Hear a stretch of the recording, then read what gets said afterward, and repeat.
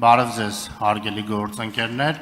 պարոն Վարդևանյան, օրինակ ինչպես է գնահատում դատական համակարգի անկախությունը, ինքնուրույնությունը վերջին 8 տարիներին եւ դրանից առաջ, նաեւ խնդրեմ ձեր խոսքում անդրադառնալ, քանի որ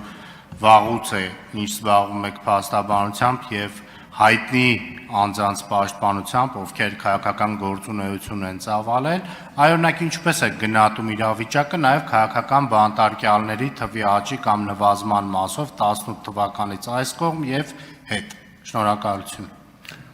Շնորհակալ եմ։ Դատական համակարգի վերաբերյալ գնահատականս կլինի հետևյալը։ Հայաստանի Հանրապետության դատական իշխանությունը ունեցել է խնդիրներ մինչև 2018 թվականը, 2018 թվականին հաջորդող ժամանակահատվածում ևս։ 2018 թվականին հաջորդող ժամանակահատվածում, շատ անկեղծ կասեմ, եղել է մի ժամանակահատված, երբ պետք է քաղաքական կամքը կամ ամրագրվեր, որ Հայաստանի Հանրապետությունում այլևս դատական իշխանությունը լինելու է անկախ կամ ոչ։ Արդյոք այդ կամքը իրացվեց, թե ոչ, չիրացվեց։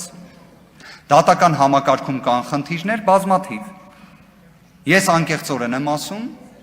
իմ կողմից ամենաքաղաքական կամքի տեսանկյունից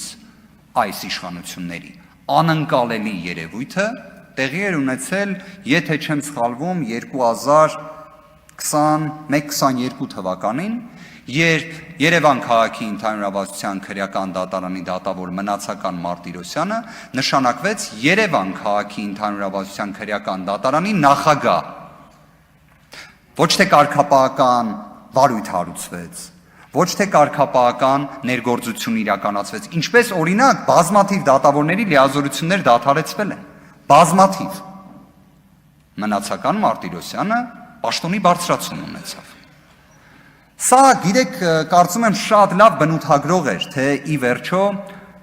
քաղաքացիական պայմանագիրը ինչ տեսլական ունի դատական իշխանության վերաբերյալ։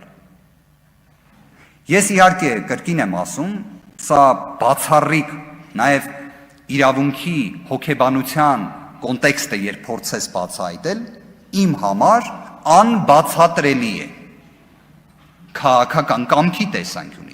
Կիրառական տեսանկյունից բացատրելի է, որովհետև պատկերացնում եք, չէ, այն հոգեբանական անկախության դեֆիցիտը, որը ունեցել է Մնացական Մարտիրոսյանը, երբ օրինակ ինքը գիտակցում է, որ Նիկոլ Փաշինյանի նկատմամբ մեղադրական դատավճիռ կայացնողը ինքն է,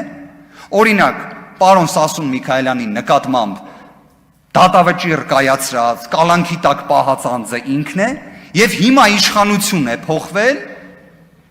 և իրեն պաշտոնի բարձրացում են տալիս։ Ստեղ են, որ ասում են աչքով տալ պետք չի, սաղ պարզ է։ Արձագանք։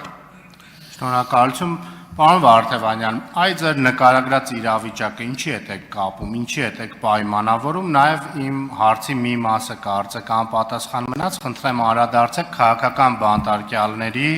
աճի կամ նվազման վերաբերյալ ձեր դիտարկումներին 18 թվականից այս կողմ եւ